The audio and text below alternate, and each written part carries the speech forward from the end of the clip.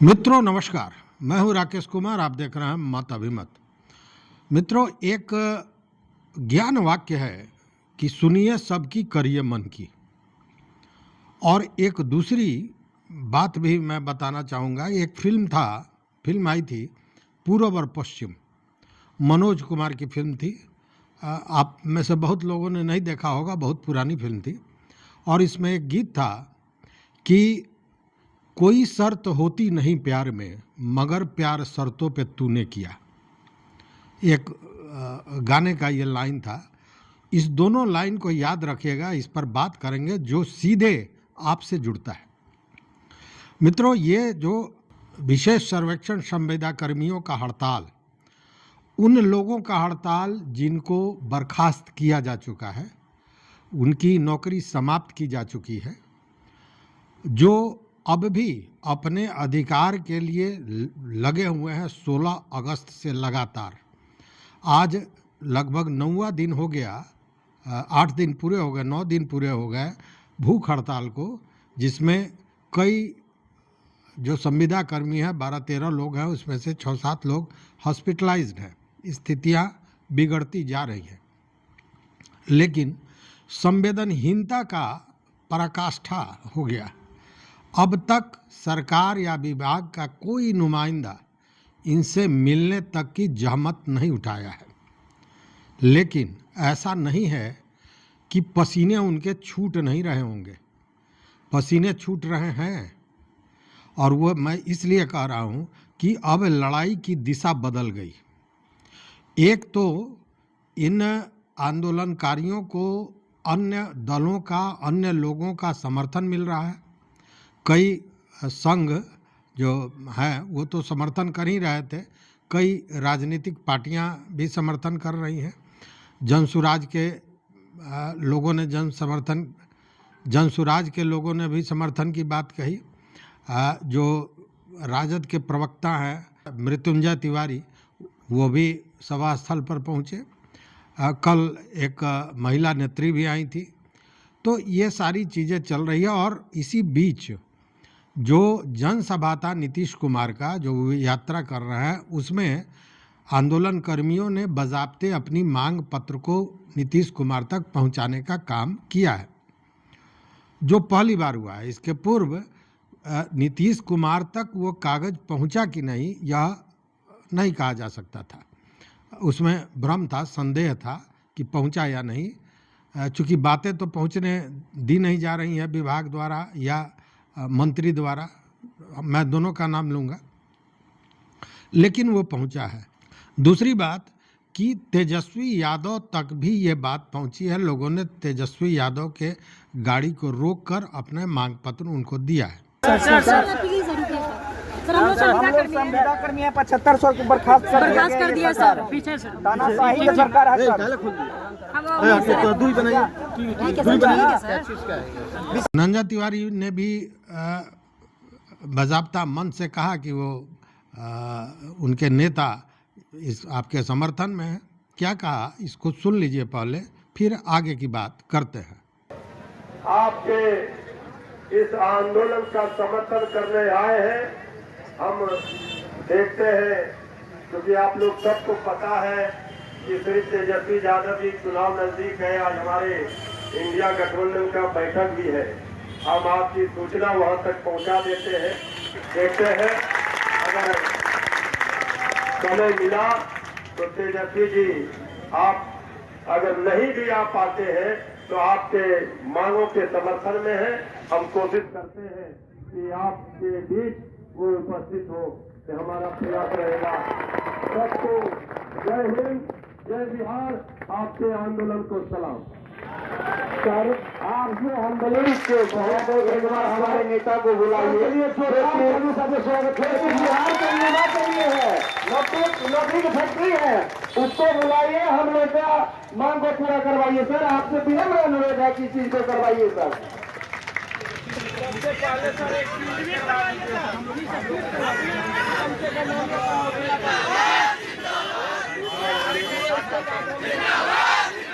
हमारे सामने जो दृश्य है हम देख रहे हैं हमारे साथियों की तबीयत बिगड़ी हुई है।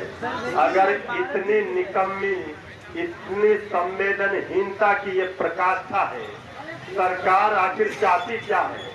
आदरणीय नीतीश कुमार जी तो जेपी आंदोलन से निकले हैं, उनको तो आंदोलन का दर्द और मर्म दोनों पता है। इसके बाद इस तरह से हिटलरशाही, तानाशाही, ये किसी भी सरकार के लिए, ये किसी भी राज्य के लिए ठीक नहीं है। हम पूरी कोशिश करते हैं किसी भी कीमत पर ये सरकार को, इस आंदोलन को, आपकी मांगों को मानना होगा। हमारे भाई जिनकी चिंताजनक स्थिति है, स्थिति गंभीर है, उनकी हालत पर तरस आना चाहिए।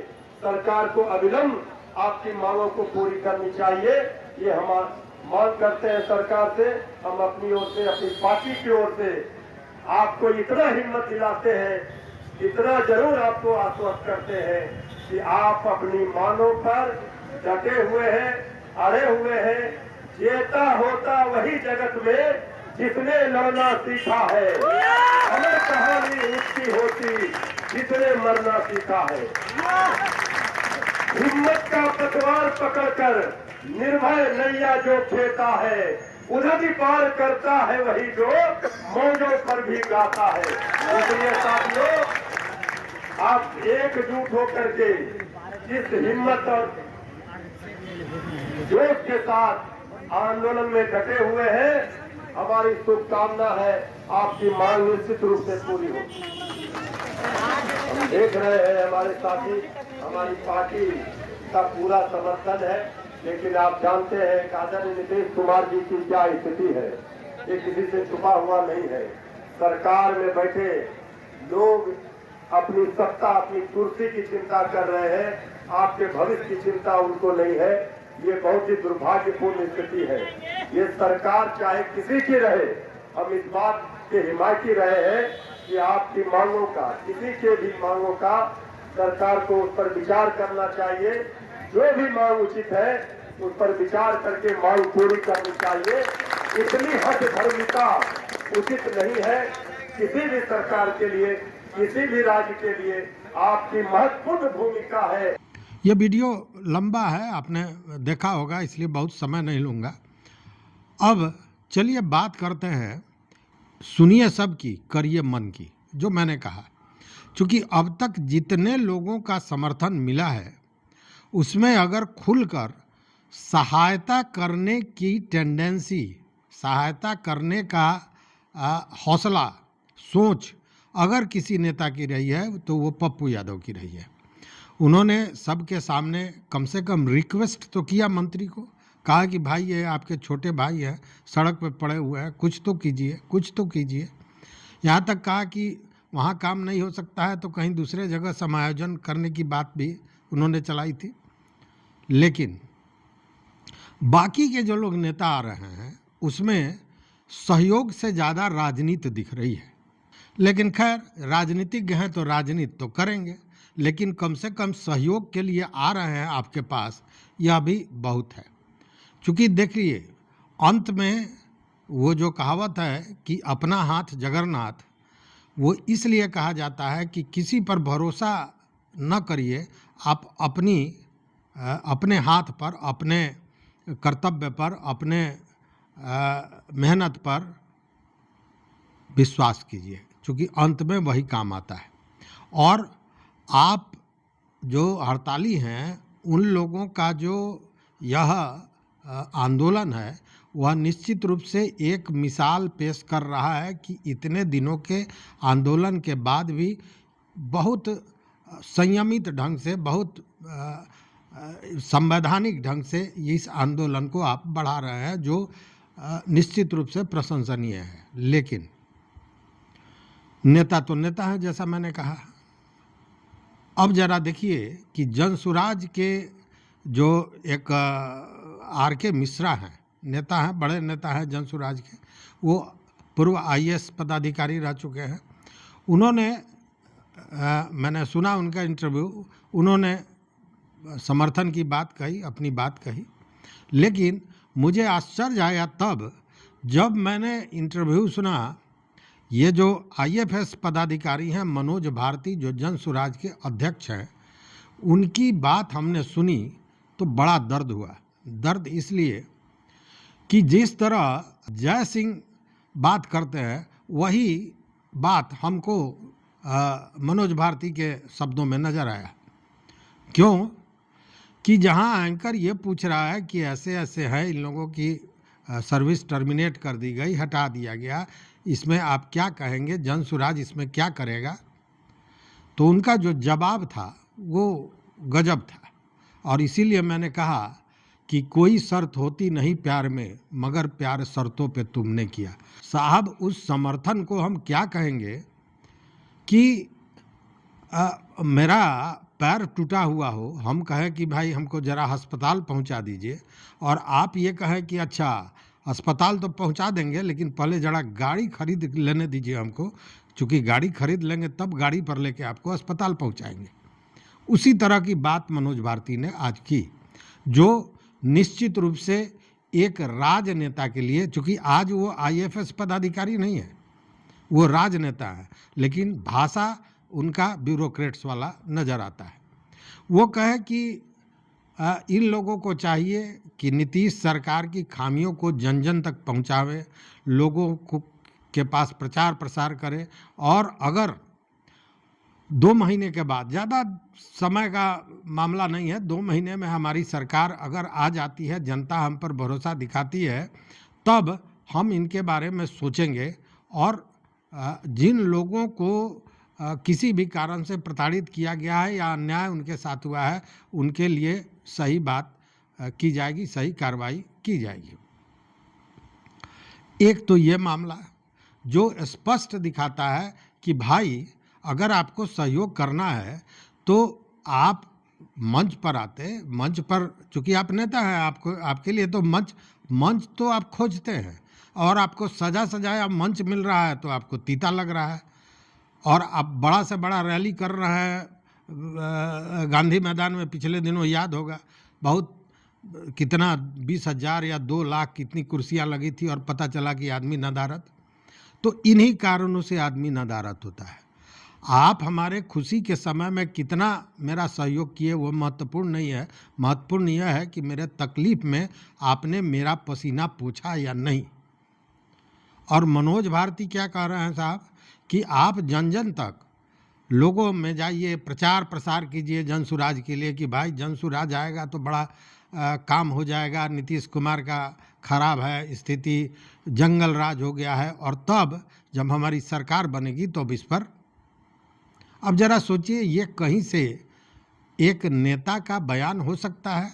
देखिए, कोई ज़रूरी नहीं है कि कोई सहयोग आपको पैसे से दे, कोई सहयोग आपको, कम से कम वचन से, एक उत्साह बढ़ाने के लिए तो आप सहयोग दे ही सकते हैं। आप बोल सकते थे कि हाँ साहब, हम पूरी तरह उनके साथ हैं, 2 महीने के बाद सरकार हमारी बनने जा रही है, लेकिन फिर भी मैं मंच पर आऊँगा या उनकी बात उठाऊँगा, इस बात को, मुद्दे को हम लोग जन जन तक पहुँचाएंगे कि किस तरह युवाओं के भविष्य के साथ खिलवाड़ किया जा रहा है नीतीश सरकार में।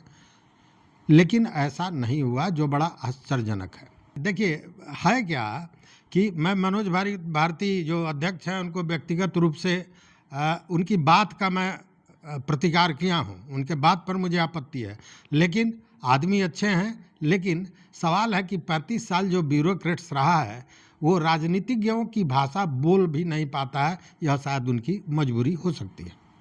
और सबसे बड़ी बात यह है कि जो यात्रा पर निकले हुए हैं नीतीश कुमार, वहाँ हड़तालियों का एक जत्था पहुंचा था, उन लोगों ने जो प्रयास किया है उसके बाद वहाँ तक इनका मांग पत्र मतलब नीतीश कुमार तक पहुंच गया है, जो जानकारी मिल रही है, जो एक अच्छी बात है, एक अच्छी पहल कही जा सकती है।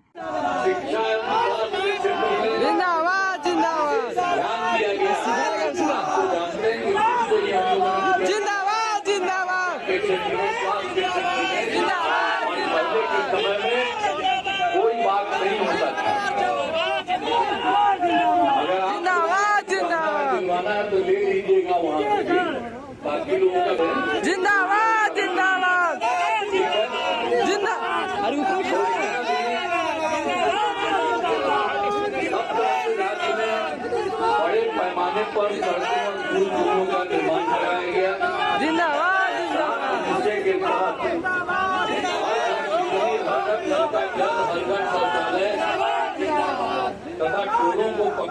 से जोड़ने का काम कराया गया है और 2008 के बाद में काम किया गया है। अब उसी में हम लोगों ने सोचा था कि शुरू में ही 10 लाख सरकारी नौकरी और 10 लाख रोजगार की शुरुआत करेंगे। तो आप जान लीजिए कि 10 लाख नौकरी का काम बहुत तेजी से सरकार ने जो काम किया तो उससे गलती बढ़ता रहा और आप जान लीजिए कि 10 लाख की जगह पर अब 39 लाख रोजगार हो गया। तो आप समझ लीजिए कि जो 10 लाख जो नौकरी है वो भी बढ़ रहा है। ये दोनों मिल करके जो 10 लाख था अब आप कस के बोलिए ना 50 लाख से भी ज्यादा हो जाएगा। और उसके बाद हम लोग जिंदाबाद कर दिया जिंदाबाद जिंदाबाद। साल में अब जो है जो कुछ भी है नौकरी और रोजगार ये 5 वर्षों में 1 करोड़ हो जाएगा सबका। तो वो भी हम लोगों ने तय कर दिया है कि ताकि इन लोगों को इसकी सुविधा मिले। तो उसमें तो कुल था सिर्फ 28,000 1 करोड़ रुपए का था। तो वो तो उसी समय जो आए थे उसी समय पहले से बना हुआ था। लेकिन जैसे ही हम लोगों का काम जो शुरू हुआ तो 2006-7 में हम लोगों ने उसको बढ़ाया 34,000 करोड़ रुपए। लेकिन देखिए है क्या कि यह जो मामला है आप इसको साधारण रूप से नहीं लीजिएगा। आपके आंदोलन ने पूरे बिहार के कुव्यवस्था के भ्रष्टाचार की कलई खोल दी है।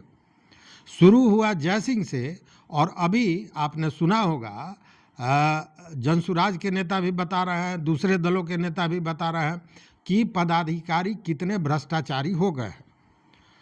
आप में से भी कई लोग जो हड़ताली हैं उन लोगों ने भी अपनी बात कही है। मेरी भी व्यक्तिगत रूप से कई लोगों से बात हो रही है। अब अच्छा एक जरा सवाल और ये जवाब आपको देना होगा, सर्वे में और महाअभियान में क्या अंतर है? जो काम सर्वे में हो रहा था वही काम महाअभियान में हो रहा है और सर्वे ऑलरेडी चल रहा था, गति पकड़ लिया था। गति को इन्हीं लोगों ने बीच के दिनों में थोड़ा कमज़ोर कर दिया था, लेकिन सर्वे चल रहा था अपनी गति में। फिर महाअभियान की ज़रूरत क्यों थी?